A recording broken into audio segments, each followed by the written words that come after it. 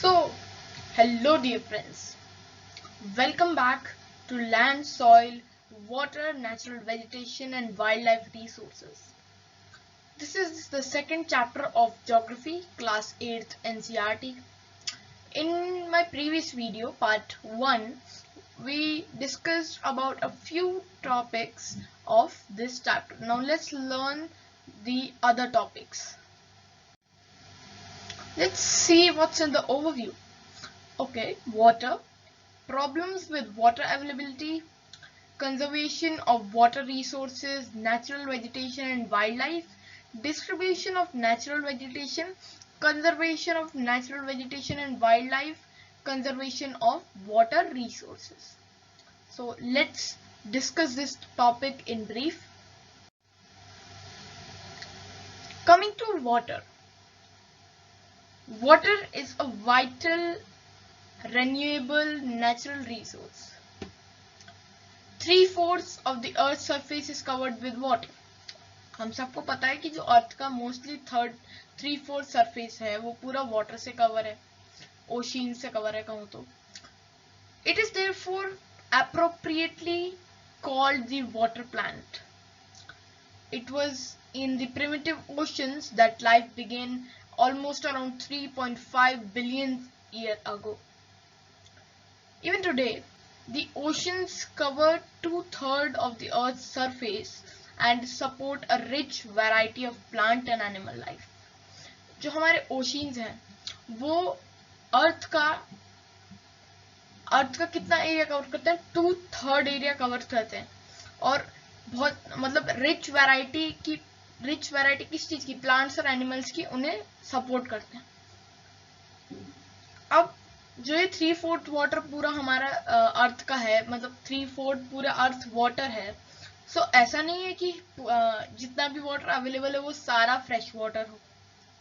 Fresh water जो humans use कर सकते हैं वो सिर्फ हमारे पास 1% है. अब आप सोचिए 1% में कितने लोग वाटर का यूज करते हैं. बाकी सब हम क्यों नहीं यूज कर सकते? हमें पता है क्योंकि वाटर या फिर ओशियंस सॉल्टी होते हैं जो ह्यूमन यूज नहीं कर सकते.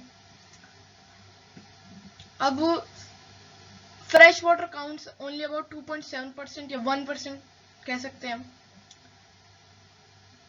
अब फ्रेश वाटर जो है वो है 2.7% और जो 1% फ्रेश वाटर जो है अवेलेबल है और फिट है ह्यूमन यूज के लिए वो है उतना 1% है. तो आप यहाँ कंफ्यूज मत होइएगा, मैं भी हो गया था पर अब मैंने करेक्ट कर दिया.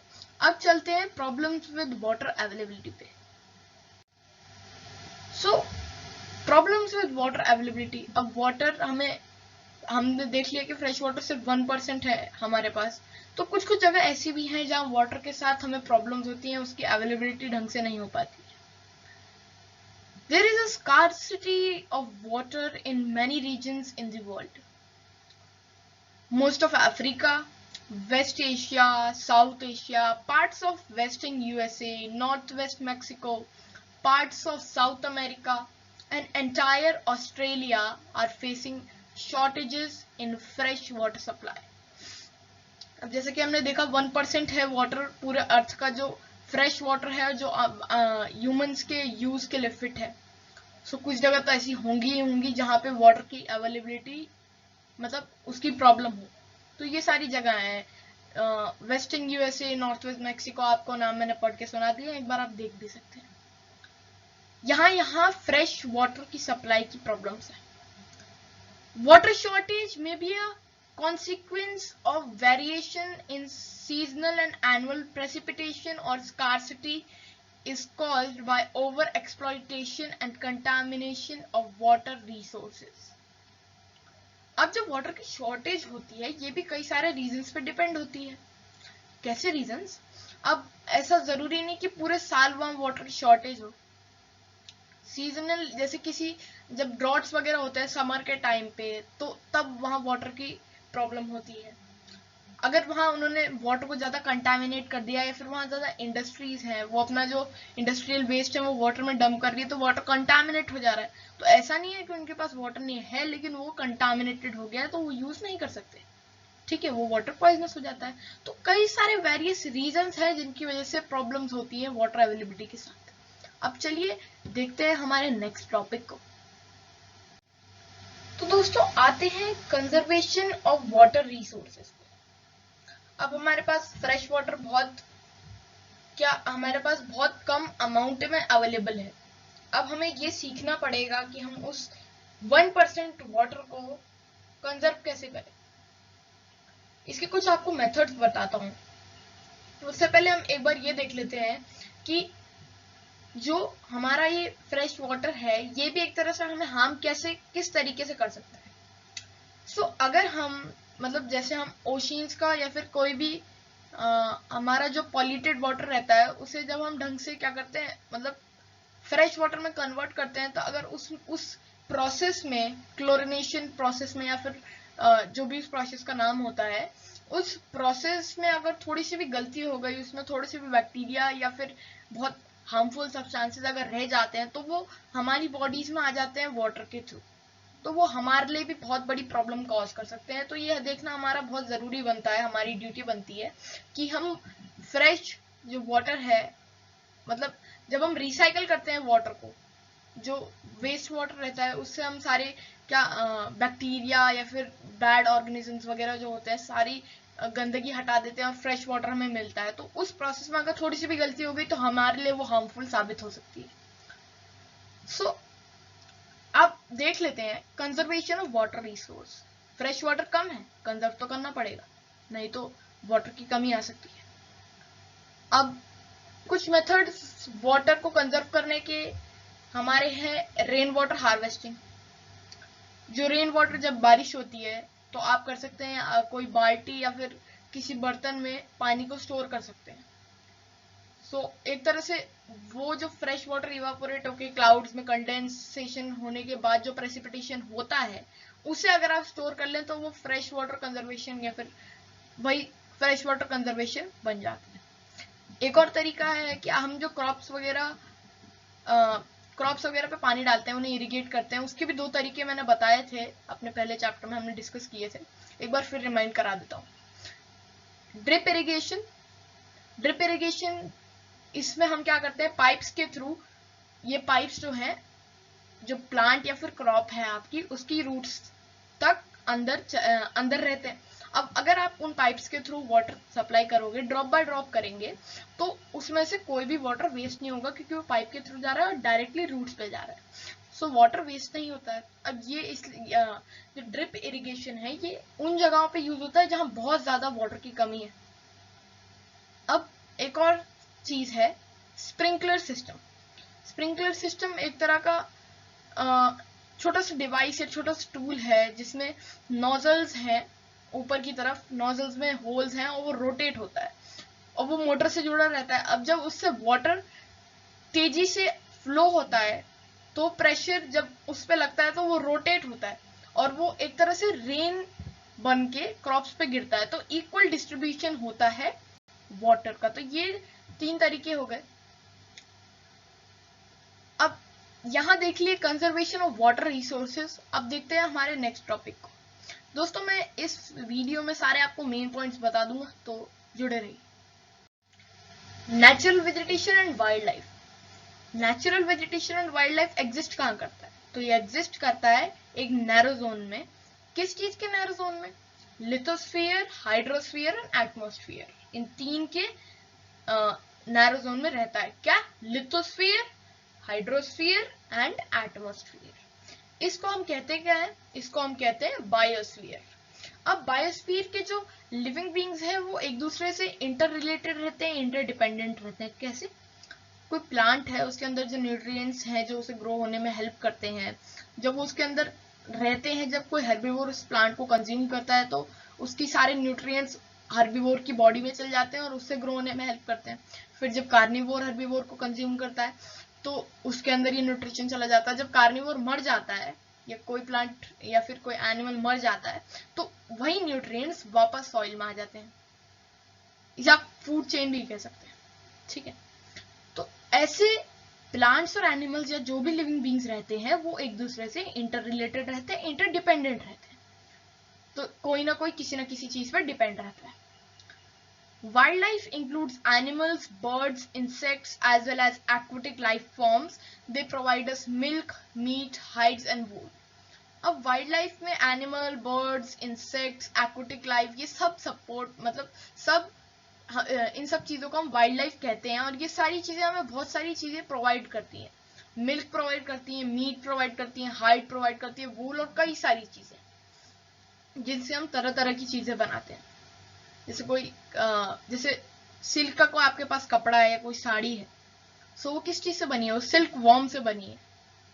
सो ऐसी जो ये प्लांट्स और एनिमल्स हमें जो चीज़ें देते हैं उनसे हम नई चीज़ें बनाते हैं. तो इससे हमें पता चलता है कि ये सारी चीज़ें हमें क्या क्या प्रोवाइड कराती हैं. अब आते हैं नेक्स्ट टॉपिक की ओर.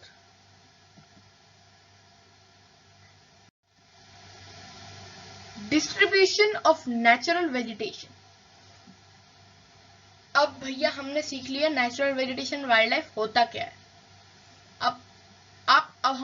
अब हम ये सीखेंगे कि डिस्ट्रीब्यूट कैसे करें हम नेचुरल वेजिटेशन को.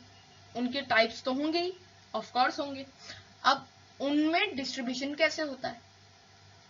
The growth of vegetation depends primarily on temperature and moisture. अब इनकी जो प्लांट्स और मतलब जो हमारे प्लांट्स हैं, जो नेचुरल वेजिटेशन है, ये डिपेंड करती है टेम्परेचर एंड मॉइस्चर पे, और यही चीजें इन्हें डिफरेंशिएट भी करती हैं. अब the major vegetation types of the world are grouped as forest, grasslands and scrubs and tundra. तो जो मेजर वेजिटेशन के जो टाइप्स होते हैं वो हैं फॉरेस्ट, ग्रासलैंड्स, स्क्रब्स और टंड्रा. तो ये सब क्लाइमेट पे भी डिपेंड करता है, उनके एटमॉस्फेयर पे, उनका क्लाइमेट कैसा है, एल्टीट्यूड कैसा है उनका, इन सब चीजों पे डिपेंड करता है. आपने ये दो टाइप जरूर सुने होंगे अपनी प्रीवियस क्लासेस में, deciduous and evergreen. So deciduous and evergreen forest, इनके बीच में जो डिस्ट्रीब्यूशन होता है वो कैसे होता है कि जो डेसिडियस ट्री होते हैं वो एक सीजन में उनके जो सारा मॉइस्चर होता है वो ट्रांसपिरेशन के थ्रू उड़ जाता है, तो उनके अंदर कोई लीव्स नहीं बचती, जैसे ऑटम के महीने में होता है. सो डेसिडियस ट्रीज क्या होते हैं, फेड कर देते हैं, उनके जो लीव्स हैं वो एक सीजन में, पर्टिकुलर सीजन में सारा उनसे मॉइस्चर चला जाता है. जहाँ की एवरग्रीन फॉरेस्ट पूरे साल क्या रहते हैं, एवरग्रीन रहते हैं, यानी कि उनके साथ ऐसा नहीं होता है. तो ये चीजें उसे डिफरेंशिएट करती हैं, यानी कि हल्का सा टेम्परेचर, रेनफॉल, क्लाइमेट, ह्यूमिडिटी, इन सब में हल्का सा बदलाव भी उसे मतलब अपने टाइप से अलग कर सकता है. सो यहाँ सीख लिया डिस्ट्रीब्यूशन ऑफ नेचुरल वेजिटेशन. आते हैं अपने नेक्स्ट टॉपिक की ओर. नेक्स्ट टॉपिक है हमारा conservation of natural vegetation and wild life. सब सीख लिया कैसे कैसे टाइप्स होते हैं, क्या क्या होता है, बायोस्फीयर क्या होता है, कौन से एनिमल रहते हैं, कैसे इंटरडिपेंडेंट रहते हैं, कैसे इंटर रिलेटेड रहते हैं. अब देखते हैं कंजर्वेशन कैसे करते हैं. तो दोस्तों अब स्पीशीज जो है प्लांट्स और एनिमल्स की, वो धीरे धीरे ह्यूमन की एक्शंस के, उनका इफेक्ट जो उनके ह्यूमन के एक्शंस पे उन पे पड़ता है, वो उनके एक्सटिंक्शन को एक्सेलरेट करता है. हम जो पेड़ काटते हैं वो उनका घर होता है, किनका? एनिमल्स का, प्लांट्स का, उनका घर होता है वो फॉरेस्ट. वो हम काटेंगे तो वो डिफॉरेस्टेशन करते हैं, लैंडस्लाइड आती है, बहुत सारे इंसिडेंट्स होते हैं जो इनको एक्सटेंशन की ओर बढ़ाते हैं. अब कुछ स्पीशीज हमारी बहुत अच्छी एक्सटेंट हो रखी है, और कुछ स्पीशीज है वो एंडेंजर्ड है, और कुछ एक्सटिंक्ट हो चुकी है. जो टाइगर्स है, आपको एग्जांपल बताता हूँ. वर्ल्ड वाइड टाइगर्स सिर्फ 3890 है, सिर्फ 3890. हाँ आपने सही सुना, इतने कम. और कुछ इंडेंजर्ड स्पीशीज हैं जैसे जायंट पांडा, आप गूगल पे जाके देख सकते हैं, आपको सब मिल जाएगा. सो इन्हें ऐसा नहीं है कि इनको बचाने के लिए, कंजर्व करने के लिए कोई एक्शन नहीं लिया गया. वाइल्ड लाइफ सेंचुरीज बनी है, नेशनल पार्क्स बने हैं, लेकिन इन्हें और बढ़ाने की, इनकी फैसिलिटीज बढ़ाने की बहुत जरूरत है, क्योंकि हमारी जो स्पीशीज है वैसे भी बहुत ज्यादा एक्सटिंक्ट हो गई है. नहीं तो हमारे पास जैसे हमारे पास अभी एशियन एलिफेंट्स हैं, टाइगर्स हैं, ये एकदम वर्ज पे है एक्सटेंशन के. अब एक्सटेंशन का हुआ कैसे? या फिर हमने डिफॉरेस्टेशन किया उससे इन्हें घर नहीं मिला इसकी वजह से, या किसी हंटर ने इन्हें हंट किया। वैसे जो हंटिंग है इंडिया में इन टाइगर्स या फिर बाकी एनिमल्स की, पिकॉक्स और टाइगर्स, एलिफेंट्स की, इन सब की बैन हो रखी है। बाकी कंट्रीज में भी एक्शन लिए गए हैं, पर फिर भी हमें इन्हें कंजर्व करना है ताकि ये आगे तक हमारे साथ रहें। इसके लिए हमें स्टेप्स लेने बहुत ज्यादा जरूरी है। आपको याद होगा अभी भी सेव टाइगर अभियान चला है, मतलब चला था। हमारे टाइगर्स जो है वो बहुत ज्यादा वर्ज पे है एक्सटेंशन की। सिर्फ 3000, आप बताइए 3000 क्या होता है।